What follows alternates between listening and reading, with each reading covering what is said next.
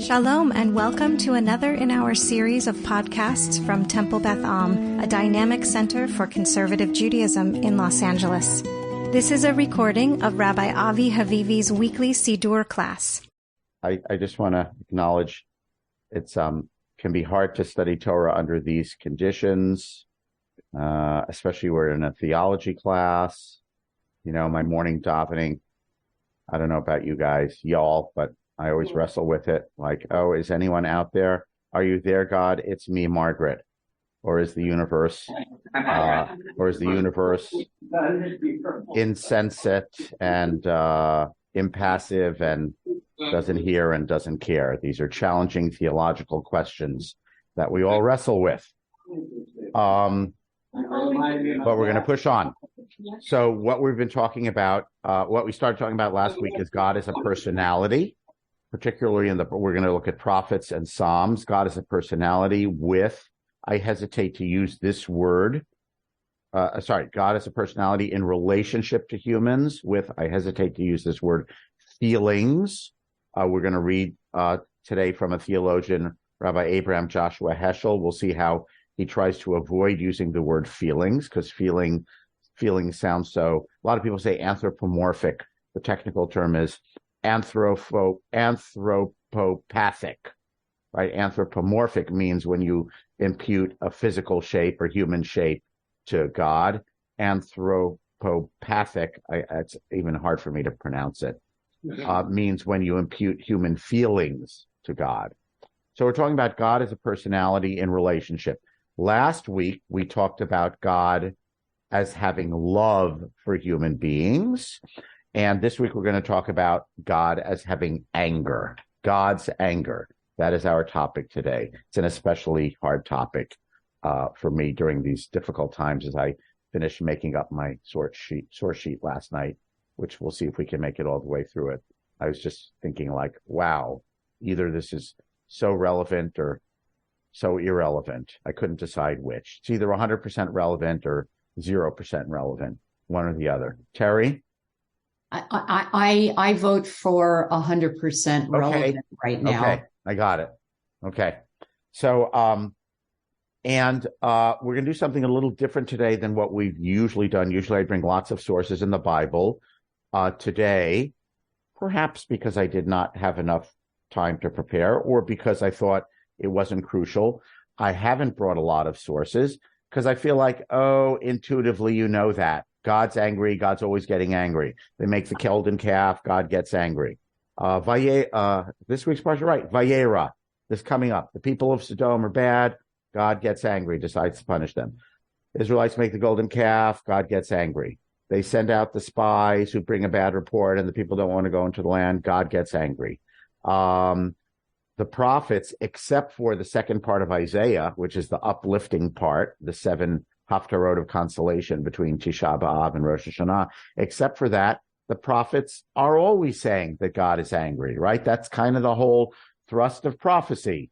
You are sinning, whether that's ethical sins, oppressing the poor, or ritual sins, idol worship. Therefore, God is angry.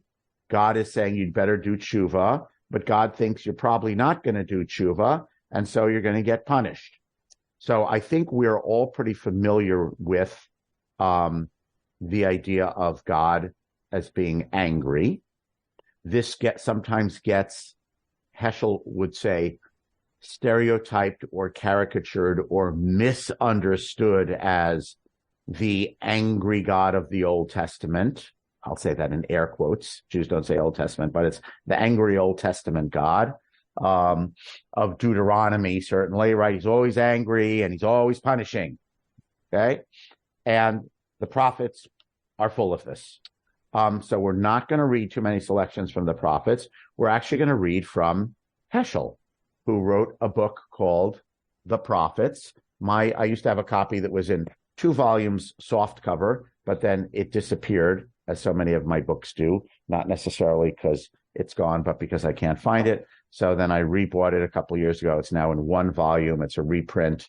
And this is really a classic Heschel work. Like all books by Heschel, it's slow reading because his articulation of ideas is so thoughtful and therefore dense, carefully chosen words, and you got to read each sentence and slow down and think about it. So I don't know, maybe we'll make it through this today. Maybe it's going to carry over to next week. So in Heschel's 2 volumes, The Prophets, the first volume is about individual prophets. So there's a chapter on Amos and a chapter on Hosea and a chapter on Isaiah, Jeremiah, Ezekiel, et cetera, where he talks about the thoughts of each individual prophet. Volume 2 is his general ideas, God's anger, God's love. How is this different than other conceptions of God, either in Judaism or outside of Judaism? So a lot of the selections I'm taking are from the 2 particular chapters, one on God as God's feeling. The word he uses is pathos. I believe we pronounce it in English, Pathos, the Greek word, pathos, however you pronounce it. So one chapter on God's pathos, God's feelings in general, which really also applies to stuff that we read last week about God as God's love. Looks at the question of how is it that we can talk about God as having feelings? What does that mean? And then a couple of chapters on anger. And that's what we're going to look at. Okay?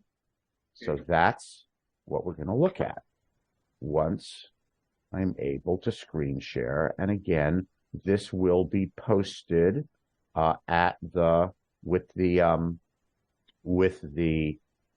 audio later today. I really encourage people to actually look at and download or read this source sheet, because again, it's just so dense, because Heschel's words are so thoughtful and packed. Okay. Can you post a link now? Yeah. Or do we have to wait? Okay. I'm sorry. I don't know how to do that. I haven't learned how to do that yet. I apologize. I know I should. No worries. All right. Okay. I know that makes extra work for everyone. Okay. You can see that, right? No worries. Okay. Everyone sees that? Just say yes. Someone say thumbs up. Yes. Okay. All right. So first of all, before we get to anger, we're going to talk about God in relationship having feelings, because of course this is so, and Heschel acknowledges this. This is so, I will just say, anti-Maimonidean. You know, Rambam's idea that God is absolute, God is outside of the universe, nothing we do affects God. Okay. The idea of Adon Olam, and this is such the antithesis of that.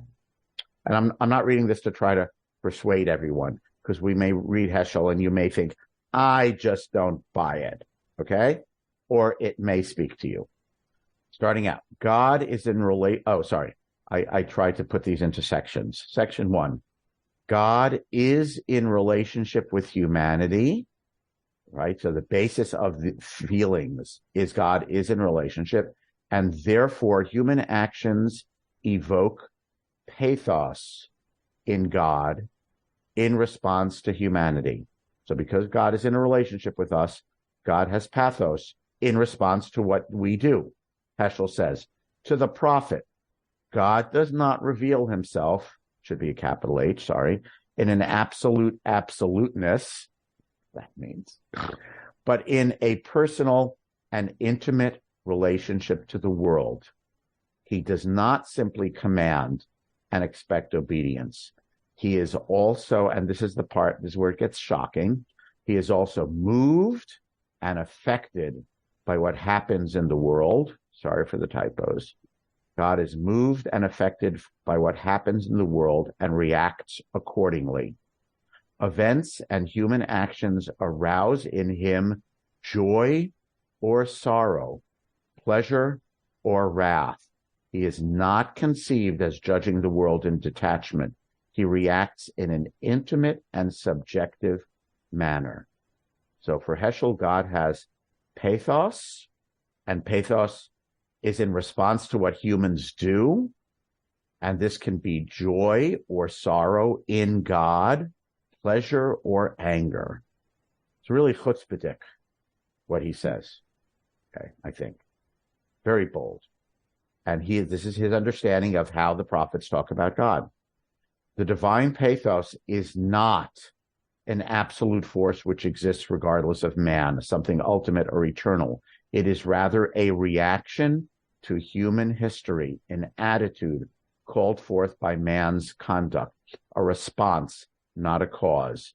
Man is, in a sense, an agent, not only the recipient. It is within his power, meaning human power, to evoke either the pathos of love or the pathos of anger.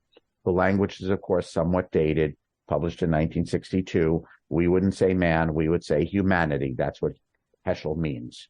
And we might not say he all the time in referring to God. We might use the word God or God self or something like that. But I haven't rewritten it. Okay? So God is not, this is totally not the theology of Adon Olam, that God is outside everything, or of Maimonides, right? God reacts to human history. All right. And therefore, by the way, we have, I don't want to say, it doesn't use the word power. It sort of means we have agency. How we conduct ourselves, we humans, is going to impact on God's feeling state. Michael, I think I just want to finish this section. All right. One more paragraph. The predicament of man, I'm just going to change it and say humanity. The predicament of humanity is a predicament of God who has a stake in the human situation. Sin, guilt, suffering cannot be separated from the divine situation. In other words, this idea that what we do down here is just what we do down here has nothing to do with what happens, quote unquote, up there, out there. Totally wrong, says Heschel. The life of sin is more than a failure of humanity. It is a frustration to God. Never in history has man been taken as seriously as in prophetic thinking. Humanity is not only an image of God, he is a perpetual concern of God. The idea of God's pathos adds a new dimension to human existence. Whatever man does affects not only humanity's life, but also the life of God insofar as it is directed to man. Notice that insofar it is directed to man. Heschel is leaving out that there may be aspects to God. He's implying there may be aspects of God that are absolute and have nothing to do with us. It's not that God is only in relationship with us, nothing else, right? It affects the life of God insofar as it is directed to man. So some aspect of God's life is directed towards us, and we affect that. The import of humanity raises us beyond the level of mere creature. Humanity, is a consort, a partner, a factor in the life of God. The word consort, by the way, really evokes everything we read last week, right? From Hosea about us as God's wife, as God's partner, and God getting angry in response to the partner failing in the way that spouses sometimes fail. Okay, this is, before we get to anger, this is basically Heschel's theology. Who's sitting in the front behind Alan and Michael? But in front of Alan and Michael. Who is that? Next to us. Bob. Bob. Okay, Bob. I saw Bob shaking his head there. That was his response to something. So I know a lot of people are going to react that way. So Heschel is saying God has, obviously, he talks about how God's feelings are different than human feelings. We'll get to that in a moment. But in some sense, God has, I will call it, an inner emotional life of feeling, which is evoked by us because God cares about us and is in relationship to us. If God were, he says this later on, I think we won't get to it today. I guess we're going to go till next week about this. He says later on that if God didn't have this reaction, that would really mean God does not actually care about what happens with humanity, right? This is inextricably linked to the fact that God cares. If God remained impassive, if it was Maimonides' God, nothing we do affects God, that would mean that God does not care. But God does care, and so it is a necessary theological correlate that God has, I'm not going to say feelings, I'll say pathos, which is a fancy word to avoid saying feelings, okay? And those feelings are evoked by what we do, which means what we do is somehow central, not necessarily to the life of God in a totality, but is central to God's relationship with us, as it would be in any relationship, right? If I said, my feelings for you are exactly the same, no matter what you do, that would somehow imply I'm not really connected to you as a partner in relationship. If I'm connected to you as a partner in relationship, my feelings will be affected by what you do. Okay, this is the basis for Heschel talking about God's feelings in general. And then he goes on to talk about love and anger and et cetera, et cetera. Michael, I've held you off. First of all, I find this so far out for several reasons. One is because it seems to me to be a corollary of the notion of free will, which I think most of us believe exists in our system of interaction with God, that we have free will. If we didn't have free will, I mean, if we have free will, then what we do would have to have some effect on God. Secondly, it's also... Can I interrupt for a second? And Heschel goes on to say, and God has free will, and God's joy or anger is not a reflex. It is freely chosen by God. We freely choose what to do, and God freely chooses how to respond. A little bit later, we may get to it. He talks about the difference between human anger, which he sees as a reflex and a loss of control, and God's anger, which is a choice on the part of God. Okay, go on, Michael.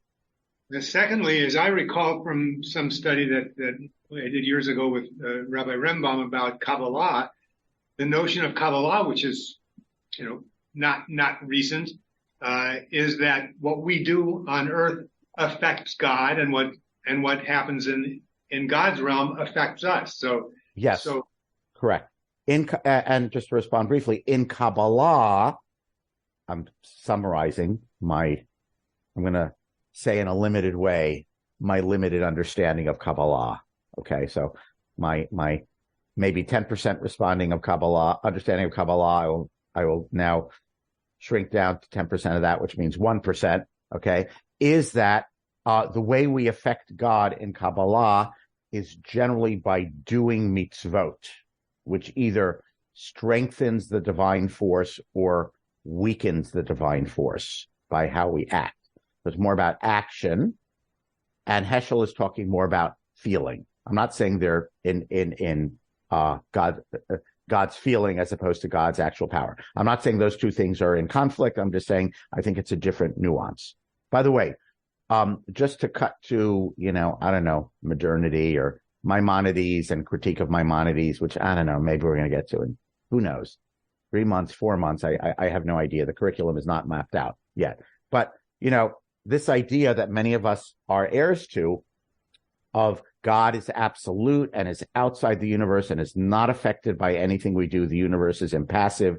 God is impassive. How could we dare have the chutzpah to say that anything that humans do affects God? Let's just call that Rambam's conception of God, shorthand.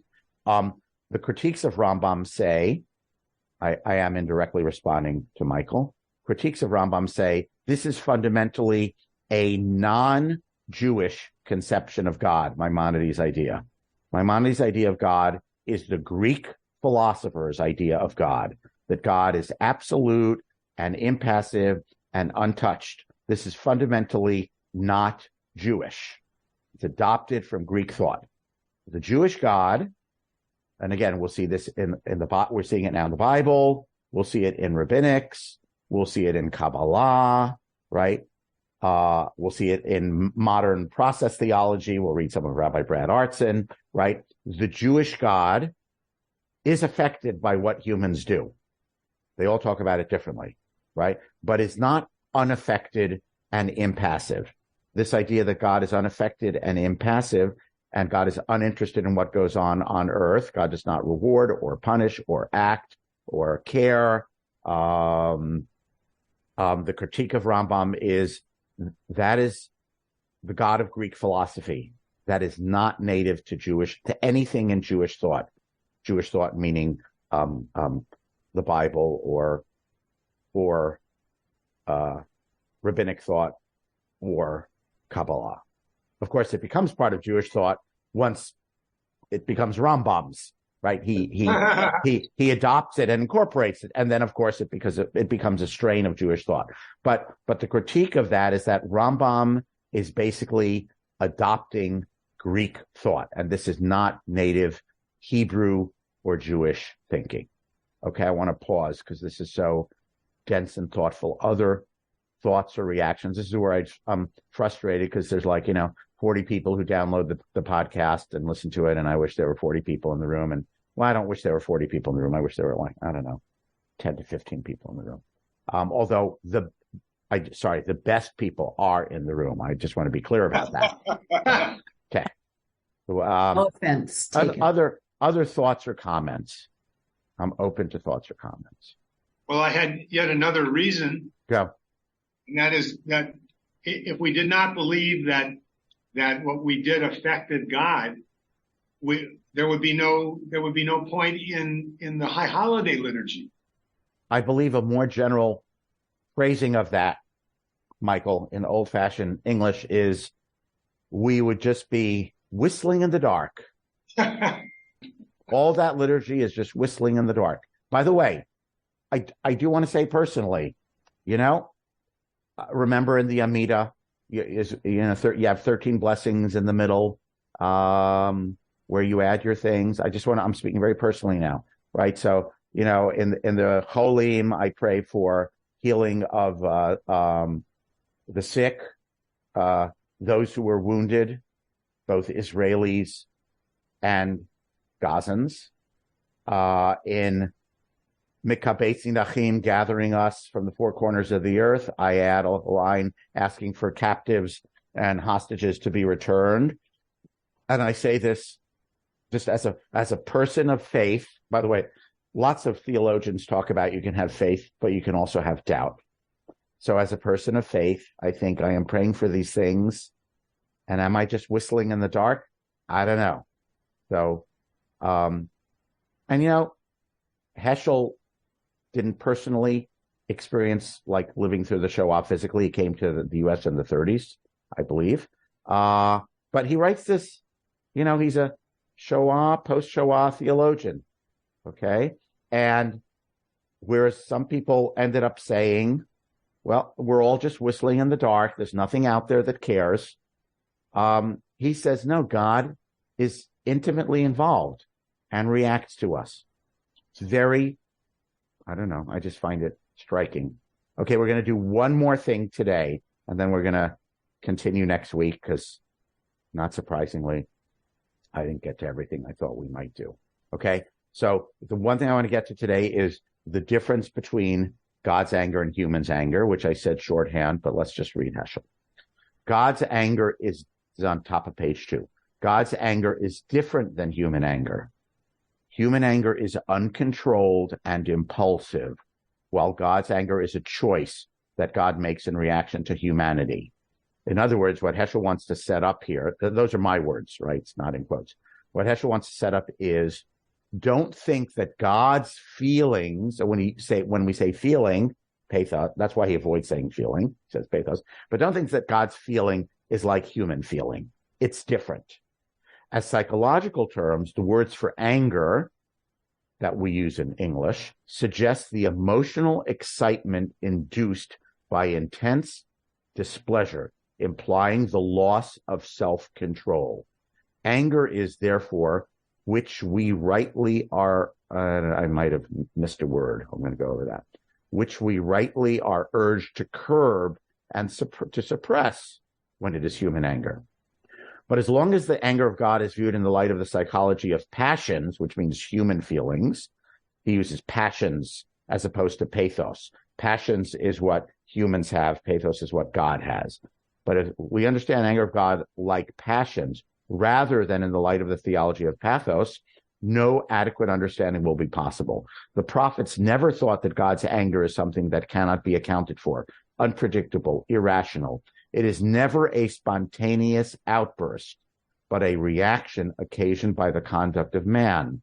The prophet's task is to insist that the anger of God is not a blind, explosive force, but rather voluntary and purposeful, motivated by concern for right and wrong. So when someone cuts me off in traffic and I shout at them, that kind of anger, says Heschel, is a loss of control. That's what human anger is. It's not that I chose to do that. And that's not what God's anger is. God's anger is not a loss of control. So he says, I skipped it, but he says there are lots of texts in Judaism that say that anger is bad, right? Like in Proverbs, okay? Or near the end of Genesis, Breshit, in Vayechi, when Jacob is giving the sayings about his 12 sons, right? He says, Shimon and Levi, who are the ones who perpetuated the massacre at Shechem, cursed be their anger. Okay. So he says, yeah, when human anger is criticizable, right, and to be condemned, because human anger is loss of control. God's anger is not the same thing. God doesn't get angry because God loses God's cool. We get angry because we lose our cool. God gets angry in an intentional, chosen, I'm going to say instrumental kind of way. Okay, I'm going to pause. Michael? Yes, well, I guess that's illustrated by the fact that God allows himself to be argued with Abraham. Right, yes, and Heschel cites some passages where, particularly in the Torah, particularly when God is getting angry with Israel and expressing it to Moses, leave me alone and I will destroy them all, where Heschel says, by the way, and this is based on rabbinic midrash, Heschel didn't make it up, that God in saying that is inviting Moses to defend Israel. Later on, Heschel's going to talk about the analogy with what human relationship do you think? Marriage. Wrong. Parent-child. Right. Parent-child. Right. It's very paternalistic. And if there are two parents, sometimes one parent says, I'm going to kill that kid. And the other parent says, whoa, let's think this through. So Heschel says when God gets angry, this is sort of the classic view of the prophet. The prophet's job is to articulate God's point of view, bring God's message to the people, and to defend the people before God, right? So God sometimes articulating so much anger, I'm going to destroy them, evokes in the prophet the argument of no. And Heschel says this is intentional, right? God is expressing God's self in a way such that the prophet will argue back and defend Israel. And then God says, okay, you're right. I'm going to limit my wrath. Pause. Terry. I think it's very interesting. It's very comfortable in a way because it's something that I don't know. I can't speak for this class, but yeah, some of us have grown up with. It's also, it strikes me, very idealistically paternalistic, kind of the hope for what you'd want your parent to emulate. Your parent, I put that in air quotes, of course. Yeah. Right. So, and again, just to sort of short term, the critique and the counter critique, Rambam would say, this is an infantile belief. Freud would say, oh, of course, it's an infantile belief because we project onto this imagined illusion of God, which doesn't exist, our human wishes and fantasies, that I would have a benevolent papa who sometimes gets angry but still fundamentally loves me, which is why the punishment will end. We'll get to Heschel next week, talks about the love is eternal and the anger is brief. They are not of equal duration. God's anger is for a moment, and then passes. And Heschel's counter critique would be to Rambam and to Freud, you don't really understand Judaism. This is the Jewish view of God, as articulated by the prophets. Again, I want to point out where we are talking about, in the big context of our class of Jewish theology, we're talking about one strand of thinking. This is the prophetic strand as in the Bible, as interpreted by Rabbi Abraham Joshua Heschel. So here's what I'm going to do. I'm going to work on my typos.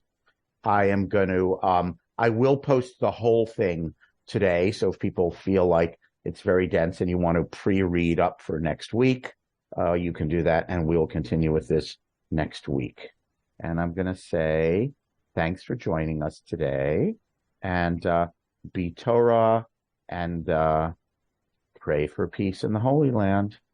You have been listening to another in our series of podcasts from Temple Beth Am, a dynamic center for conservative Judaism in Los Angeles.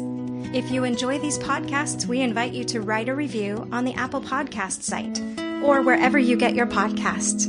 For more information about Temple Beth Am Los Angeles, go to tbala.org.